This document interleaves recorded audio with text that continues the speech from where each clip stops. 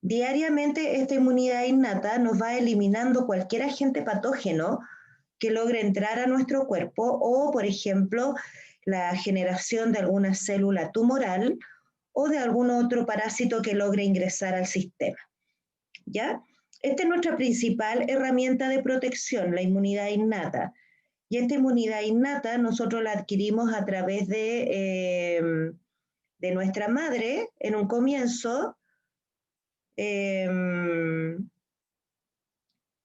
Nos la da nuestra madre en un comienzo a través de la lactancia y de un suero que produce la madre durante los primeros días después de nacido el niño, que se llama calostro.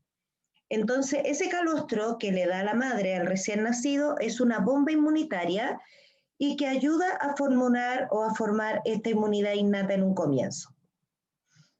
De ahí que los niños que nacen por parto natural, los que atraviesan el canal vaginal durante el parto, habitualmente tienen mayor inmunidad que un niño que nace por vía cesárea, ¿ya? Porque al pasar por el canal del parto, ahí también aprovecha el sistema natural de pasarle algunas vías de defensa a ese recién nacido. En cambio, la inmunidad adquirida, como lo dice su nombre aquí, se adquiere a través del tiempo, a través de los años, básicamente a través de 3 vías. Uno, las enfermedades que vamos desarrollando nosotros en la vida, por ejemplo, cada vez que desarrollamos una gripe, desarrollamos inmunidad, con el contacto con el medio ambiente, ¿no es cierto?, jugando con el perro, con el gato, comiéndose el polvo del suelo, etcétera. Y la pasiva, ¿no es cierto?, que se adquiere a través de las vacunas. Ahora, esta inmunidad adquirida tiene la capacidad de generar memoria, por eso se llama adquirida. Entonces aquí tenemos las funciones del sistema inmune: proteger al humano contra infecciones, principalmente de bacterias y virus. Acuérdense que cuando hablamos de parásitos hablamos de una infestación, pero el sistema inmune también nos defiende de los parásitos. Vigilar y reducir la aparición de células cancerígenas. El sistema inmune se encarga de eliminar, por ejemplo, todo tipo de célula que sea defectuosa y que pueda terminar convirtiéndose en un tumor, ¿no es cierto?, o un cáncer. Por lo tanto, nuestras células de defensa, que son los leucocitos, se encargan de comerse a esa célula y eliminarla. Y, ¿no es cierto?, mantienen el equilibrio interno entre la inflamación y la tolerancia inmune. La inflamación también es una respuesta inmunitaria ante alguna agresión externa o interna. Cuando un tejido se inflama, ¿no es cierto?, significa que hay ahí una bacteria o alguna sustancia tóxica que está actuando sobre ese órgano y genera esa inflamación. Por lo tanto, cuando hay inflamación, habitualmente hay dolor. Y si algo nos duele, significa que hay algo ahí que no está funcionando bien. Y la inmunidad innata, ¿no es cierto?, se desarrolla tempranamente, de 0 a 4 horas. Ahí ustedes pueden tener inmunidad innata, ¿no es cierto?, que es inespecífica, no ataca una cosa particular o determinada, sino que destruye todo aquello que para el sistema inmune es extraño o diferente, no genera memoria, por lo tanto, no va a identificar a los sujetos porque ya los conoce de antes, sino que va a ir y los va a destruir nomás.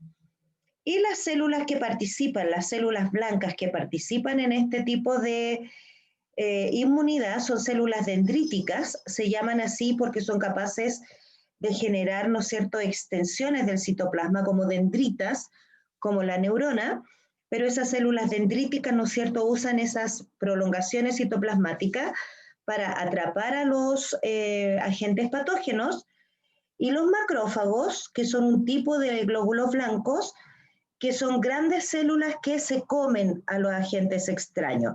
Por eso se llaman macrófagos. Macro significa grande y fagos significa comedores.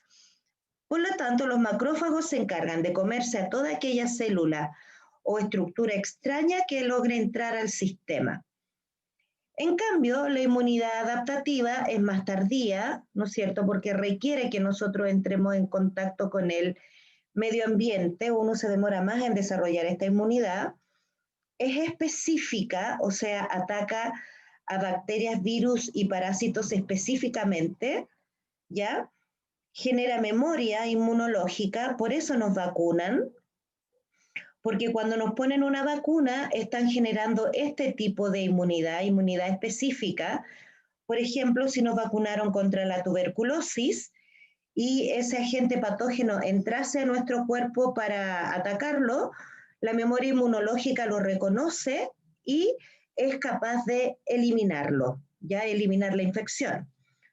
Los linfocitos más importantes en este tipo de inmunidad son los linfocitos T y los linfocitos B, donde el T, ¿no es cierto?, organiza el sistema inmune y el linfocito B es el encargado de generar los anticuerpos necesarios para los agentes patógenos y es útil, ¿no es cierto?, lo que yo les decía, las vacunas. En este caso, los linfocitos son células más grandes que los macrófagos, perdón. Entonces, por ejemplo, cuando uno tiene VIH, adquiere el virus del VIH, habitualmente el linfocito que se ve atacado es el linfocito T. Entonces, como el linfocito T se ve atacado por el virus del VIH, se pierde toda la inmunidad adaptativa. Y por eso las personas que desarrollan VIH, habitualmente, ¿no es cierto?, se destruye su sistema inmune y quedan expuestos a cualquier enfermedad del medio ambiente. Es muy frecuente que una persona con VIH, por ejemplo, desarrolle cáncer, desarrolle neumonía, diarrea, gastroenteritis, etc. Todo tipo de enfermedad viral o bacteriana que su sistema inmune ya no puede reconocer porque el VIH o el virus en sí destruyó la memoria inmunológica de los linfocitos T, ¿ya? Afortunadamente, actualmente hay un sistema de tratamiento para las personas con VIH que les permite conservar la memoria inmunológica, inhabilitar al virus para que se reproduzca dentro de la célula. No es que la persona elimine al virus, no. La persona con VIH se queda siempre con su virus, siempre es portador del virus, pero ese virus está inactivo. Y como está inactivo, ¿no es cierto?, la persona que tiene ese virus se le denomina como portador sano o portador asintomático, que es lo que mismo que pasa con el virus del COVID-19, tiene el mismo efecto, con la diferencia que contra el COVID no tenemos ningún tratamiento, excepto los paliativos para la enfermedad, y que también afecta, ¿no es cierto?, al linfocito T. Con la diferencia que este linfocito T, al quedar inhabilitado por el COVID,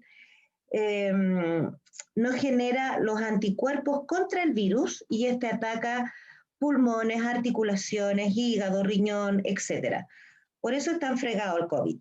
Ya no es que sea un virus de gripe, te da síntomas de gripe, pero la manifestación del COVID es mucho más extensa. De hecho, las personas que logran recuperarse de COVID quedan físicamente muy dañados, con menor capacidad respiratoria, dolores articulares, atrofia muscular, problemas digestivos intestinales, problemas renales, problemas hepáticos. Por eso hay que cuidarse tanto de este virus que en este momento está recién siendo diagnosticado con su genoma y tiene un genoma tan complejo que no han podido elaborar una vacuna. ¿Ya? Cualquier cosa que... ¿Qué pasó, Francisca? Profe, pero ¿cómo se puede localizar el virus? ¿Cómo se puede ver el virus? Porque se demora 10 días en buscar si es portador de ese virus, pues. Lo que pasa es que el periodo de colonización del virus en el cuerpo humano depende de la persona. Hay personas que son capaces de desarrollar síntomas a los 5 o 6 días, otras que se demoran 15 días en desarrollar los primeros síntomas, y hay otros que no desarrollan jamás síntomas porque son portadores sanos. Ahora, eso va a depender de cómo está tu mecanismo inmune para defenderte del virus, porque en un comienzo, cuando recién ingresa el patógeno a tu cuerpo, ¿no es cierto?, tu sistema trata de defenderse contra el VIH, contra el COVID. pero, ¿no es cierto?, como el virus tiene una velocidad de replicación tan rápida, es capaz de infectar, los distintos órganos del cuerpo, ensañándose principalmente con el sistema pulmonar. Entonces, ¿qué es lo que hacen los pulmones para poder defenderse de ese virus? Pretendiendo eliminarlo al exterior, se llenan de mucosidad, generando que los alvéolos, ¿no es cierto?, y los pulmones en general se llenen de mucus, los que disminuyen la frecuencia respiratoria de la persona, porque como la musculatura del tórax también está afectada, no podemos eliminar ese mucus al exterior y el pulmón colapsa, ¿no es cierto?, porque está lleno de mucus. El mucus no es otra cosa que glóbulos blancos, tejido y células muertas. Por lo tanto, por eso hay que intubar a la persona que tiene COVID, porque junto con el tubo traqueal, ¿no es cierto?, que entra hasta el pulmón, hay una cánula que permite sacar la mucosidad que se va acumulando dentro del pulmón. Entonces, con esa cánula se saca el mucus que se genera en el pulmón hacia el exterior y el tubo traqueal empuja el oxígeno a presión dentro de este espacio torácico. Y por eso las personas tienen que estar inconscientes cuando están intubados, porque no pueden moverse, porque este tubo es rígido. Entonces, el daño que genera el tubo cuando pasa por la vía de la laringe, ¿no es cierto?, y llegando hasta los bronquios aquí que se bifurca esto, es muy grande. Entonces, por eso las personas están habitualmente inconscientes y pueden estar inconscientes por día, y eso hace que se dañe la musculatura, ¿no es cierto?, las articulaciones, etcétera, ¿ya? En todo caso, todos los órganos internos y externos, como la piel, tienen mecanismos que a nosotros nos defienden de los agentes patógenos normales, porque el COVID no es normal, de los agentes patógenos normales que están en nuestro entorno natural, ¿ya? Habitualmente las secreciones de la nariz, ¿no es cierto?, la saliva, las secreciones de los tractos urinarios y rectales, ¿no es cierto? Todo eso es parte de nuestro mecanismo de defensa y también de la flora bacteriana normal que todos nosotros tenemos, una serie de virus y bacterias que estimulan a nuestro sistema inmune para poder defendernos de los agentes patógenos. Y acá tenemos, ¿no es cierto?, cómo puede haber una infección. Aquí, por ejemplo, hay algo que rompió la piel. Al entrar las bacterias a nuestro organismo, llegan una serie de leucocitos y linfocitos, aquí ustedes pueden ver, a destruir estos agentes patógenos que ingresaron a nuestro sistema, generando, ¿no es cierto?, la muerte de las bacterias, la muerte de los glóbulos blancos también y del tejido, lo que provoca de repente que se forme una pequeña pústula de pus, ¿ya? Y acá tenemos algunos tipos de linfocitos, de leucocitos, perdón, que ustedes tienen que conocer, que son los neutrófilos, que permiten identificar las toxinas, los macrófagos, que se comen a las bacterias, ¿no es cierto?, y fagocitan a los patógenos. Ahora, ¿cómo llegan estos glóbulos blancos aquí al lugar de la infección? Simplemente son capaces de atravesar los capilares sanguíneos y llegar al área que está siendo atacada por este patógeno, ¿ya? Ese proceso donde el glóbulo blanco puede atravesar un capilar, atravesar las capas de célula, se llama como diapedésis. Ahora, aquí en el lugar de la infección, estos glóbulos blancos también producen unas proteínas específicas que se llaman citoquinas. Las citoquinas, chiquillos, son las proteínas que hacen que el tejido se inflame. Y al inflamarse el tejido, aumenta la temperatura, porque un agente protector del cuerpo también es el alza de temperatura. El área afectada, ¿no es cierto?, se ve con una temperatura mayor, por lo tanto, eso también es un mecanismo de defensa. Y después tenemos la inmunidad adquirida, que esta sí, yo les decía, es específica, ¿no es cierto? Y acá tenemos varias cosas que participan en la inmunidad adquirida. Los anticuerpos, que son aquellos que reconocen a cualquier antígeno o sustancia extraña que nosotros tengamos, y el anticuerpo se encarga de eliminar esos antígenos, y eso es generado por el linfocito B. Después tenemos la inmunidad humoral y celular. La inmunidad humoral se refiere a los anticuerpos y proteínas que participan de la inmunidad humana.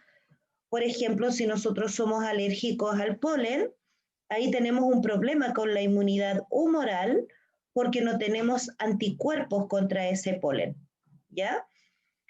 Y, ¿no es cierto?, tenemos aquí en la inmunidad humoral y inmunidad celular a los linfocitos, ¿no es cierto?, facilitadores, que son los que ayudan a producir este tipo de anticuerpo. Y después tenemos el sistema adquirido que detecta células infectadas por virus, ¿ya? Y esto es inmunidad celular. Por ejemplo, cuando un virus ingresa al organismo, como este que está acá, este virus tiene que colonizar alguna célula de nuestro cuerpo para poder replicarse. Entonces, ¿qué es lo que hacen los linfocitos? Son capaces de detectar a estas células infectadas por virus y destruirlas. Y aquí actúa la inmunidad celular, ¿ya? Entonces, esta inmunidad celular nos permite también eliminar, por ejemplo, algunas células que sean de tipo cancerosas cuando son recurrentes en el sistema. Por ejemplo, si yo tuve un cáncer y tuve un tratamiento contra esa enfermedad, eso va a quedar en mi inmunidad celular. Y si es que llegasen a aparecer nuevas células cancerígenas, este tipo de linfocito se los va a las va a detectar y las va a eliminar, ¿ya? Porque son células defectuosas. Entonces, en esta inmunidad adquirida van a actuar estos linfocitos, ¿ya? Que les va a dar respuesta inmunitaria humoral, o sea, producir los anticuerpos y dar la respuesta inmunitaria celular, donde se van a mandar a los macrófagos, neutrófilos, eosinófilos, etcétera, a eliminar esas células que tienen algún defecto. Entonces, los leucocitos, o los linfocitos, perdón, reconocen a los antígenos, que es cualquier sustancia extraña que logre entrar a nuestro cuerpo, como virus, ¿no es cierto?, bacterias y otras sustancias extrañas como polvo, etcétera. Y ese antígeno entonces va a generar un anticuerpo específico que marca el antígeno para poder eliminarlo. Entonces aquí tenemos, por ejemplo, miren el virus, que es el agente extraño, ¿no es cierto?, el antígeno, y acá está el anticuerpo, ¿no es cierto?, reconociendo a este virus, y este anticuerpo, una vez que lo reconoce, se lo muestra al linfocito, y el linfocito B va a generar el anticuerpo necesario para eliminar a este patógeno, ¿ya? Entonces, la clase pasada vimos las barreras externas, ¿no es cierto?, que son las barreras primarias, que tenemos dentro de la primera barrera y la más importante y la más grande, la piel. Después tenemos las cavidades interiores, como las mucosas, como decía el video. El sudor también es un mecanismo de protección, ¿ya? Ácidos grasos, las mucosas del intestino y las bacterias que hay a nivel intestinal, como por ejemplo la Escherichia coli. La Escherichia coli es una bacteria que vive en nuestro intestino y que nos ayuda a degradar, ¿no es cierto?, los alimentos para obtener algunas vitaminas y a la vez formar el material fecal. Cuando esta Escherichia coli se altera es cuando nosotros o nos da diarrea, ¿no es cierto?, pasamos corriendo al baño, como cuando tomamos leche, porque ahí le estamos agregando un antígeno al cuerpo, que es la lactosa, y si yo no estoy acostumbrada a tomar leche, ¿no es cierto?, mi cuerpo va a desconocer la lactosa y la va a tratar como un cuerpo extraño y la vamos a eliminar rápidamente, o puede generar lo contrario, que esta flora intestinal sea muy reducida, haya muy poca Escherichia coli y nosotros suframos de estreñimiento. Factores que ayudan al desarrollo de la flora intestinal es habitualmente el consumo de frutas, verduras que tengan fibra. Eso le gusta a la Escherichia coli porque de ahí puede sacar nutrientes y a la vez producir vitaminas. Y acá tenemos un proceso de inflamación, ¿ven? Y acá tenemos una inflamación en el pie de esta persona y se producen estos efectos. El efecto de enrojecimiento, producto de la inflamación, que se llama hipereremia, ya que se enrojece acá. Después tenemos la hinchazón, que se llama edema, y esto se produce en cualquier tipo de inflamación, chiquillo, incluso en un corte. La hipertermia, que es la generación de calor para eliminar al patógeno acá, y también la sensación de dolor que nos indica que el tejido está siendo dañado, ¿no es cierto? Y que está habiendo ahí un acto anormal dentro del sistema inmune. Entonces, cuando hay una inflamación, supongamos que esta persona, no sé, pues se pinchó una espina ahí, se van a producir todos estos efectos. La hipereremia, el edema, la hipertermia y el dolor. Y eso nos indica que hay ahí un factor que está generando daño a nivel de, en este caso, el pie, ¿ya? Entonces, acá tenemos el efecto de la inflamación, ¿no es cierto? Acá tenemos, por ejemplo, el daño del tejido. Acá entró una espina. Esta espina, ¿no es cierto?, proveyó de bacterias ajenas a nuestro cuerpo, las cuales van a generar una respuesta inmune, ¿no es cierto? Los capilares dejan pasar aquí a los linfocitos y a los leucocitos para ir al lugar de la inflamación, ¿ya? A la vez, acuérdense que, perdón, acuérdense que las bacterias producen toxinas también, entonces cuando la bacteria ingresa a nuestro cuerpo, produce esas toxinas que son detectadas también por los glóbulos blancos, las toxinas que producen las bacterias, y esas toxinas les dicen dónde tienen que ir estos glóbulos blancos en lugar de la inflamación y de la infección. Entonces, como los glóbulos blancos van paseando por los vasos sanguíneos, atraviesan los capilares, llegan al lugar de la infección, ¿no es cierto? Acá, ¿no es cierto?, participan los neutrófilos y los fagocitos, o sea, los neutrófilos que determinan las toxinas y los fagocitos que se comen a las bacterias, y, ¿no es cierto?, los fagocitos y sustancias antibacterianas, o sea, los anticuerpos, destruyen a las bacterias y eliminan a las bacterias.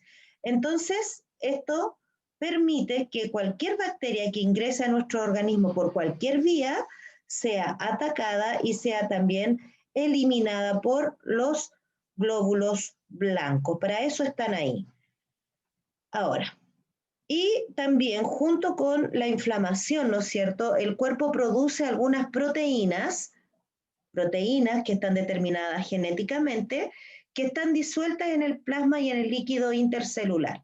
Y estas proteínas también están ahí atentas a la entrada de alguna bacteria. Entonces, estas proteínas que se llaman citoquinas, eh, se activan ante una respuesta inflamatoria, porque una respuesta inflamatoria indica que hay daño en el tejido y por eso, ¿no es cierto?, duele cuando, por ejemplo, tienen bronquitis, duele el pecho, ¿no es cierto?, porque ahí hay una respuesta inflamatoria producto de los patógenos que entraron al cuerpo. Y esta respuesta inflamatoria es citolítica, o sea, mata a las bacterias en este caso, tienen un efecto quimiotáctico, o sea, permiten que la célula objetivo pueda llegar a donde está la infección, porque la infección, como yo les dije, las bacterias producen toxina. Entonces, ¿cómo sabe esta célula que aquí hay bacterias? Porque esta bacteria produce toxina y ella puede reconocer estas toxinas por su membrana celular e ir al lugar de la infección.